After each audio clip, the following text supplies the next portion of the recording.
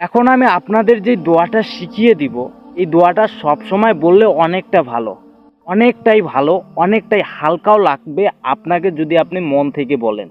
কিন্তু আপনার আমার যে ইমান, আমি কখনোই সবসময় বলতে পারবো না, ফ্রি পেলেও হাত দেখিয়ে বলবো না যে আমি অন্য একটা করি, এটা কেন বলবো, আমি গান বাজনা বলি, এটা করবেন।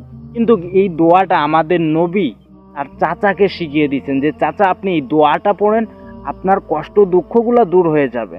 কিন্তু আমি এই দোয়াটা প্রতিদিন রাতে ঘুমানোর আগে এই দোয়াটা কিন্তু পড়তে পারি। আপনি দোয়াটা পড়ে ঘুমাই গেলেন।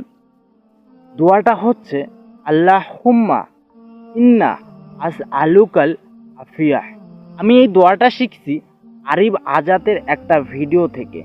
অনেক ভালো লাগে তার ভিডিওগুলো, তার ভিডিও থেকে আমি এই দোয়াটা শিখছি। আমিও সব সময় বলতে পারি না, কিন্তু আমি নাম